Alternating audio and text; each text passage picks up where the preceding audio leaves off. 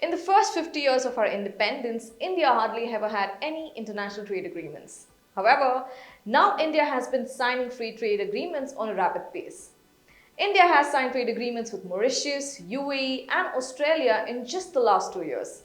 It is also currently in final negotiations with the UK, the EU, and Canada. In this context, after signing a mini pact, Indian and Australian negotiators have met for talks towards a full-fledged free trade agreement. Let's talk about this.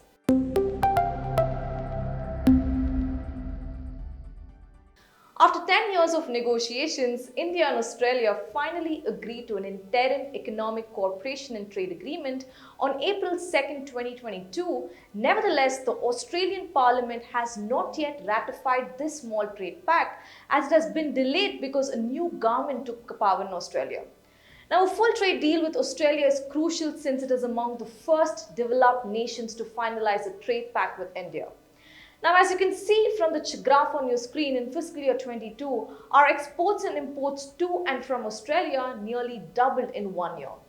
Now, exports to Australia as a percentage of all India exports have increased to 1.96%, and imports as a percentage of all India imports have increased to 2.74%. Now, these numbers could only rise once the FTA between the two nations is in effect. The FTA with Australia is only expected to benefit other bilateral trade negotiations that are currently underway with countries including the UK, the EU, and Canada. Now, many of the elements India needs to have a reliable production capacity to serve both domestic and international markets are provided by these nations. Now, trade agreements, including FTAs, can be extremely beneficial if done right. Now, through FTA, our exports and imports have grown significantly. However, we have certainly not seen the benefits from the FTAs that was expected.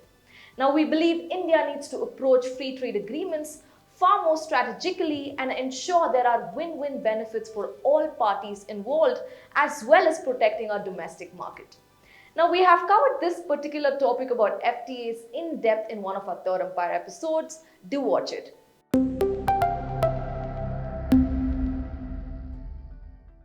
In a move that will directly benefit central government employees and pensioners getting pension from the central government, the Union Cabinet has raised dearness allowance.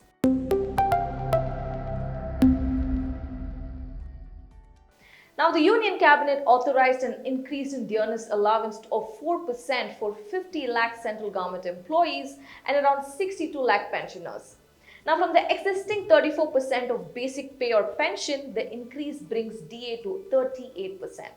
Every 6 months, the government typically adjusts the DA rate to account for growing inflation. Now, an increase in DA results in an increase in government workers' salaries. The decision made will provide government workers and pensioners access to more money. Now, currently, the rising inflation is eating away the buying power of money. Hence, the hike in DA can be justified.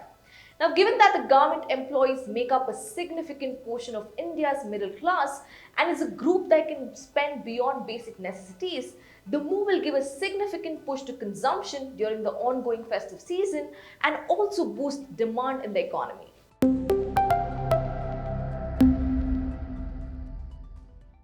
So, what does these news mean for you? Australia holds a crucial strategic position for India and would offer India the largest market to Indian businesses in the Pacific region. Broadly speaking, if done right, a comprehensive FTA with Australia will be beneficial to India. This will have an indirect positive impact on you. While this is a direct positive to central government employees and pensioners, this will also give a push to consumption in the economy, which will boost demand. This will have an indirect positive impact on you.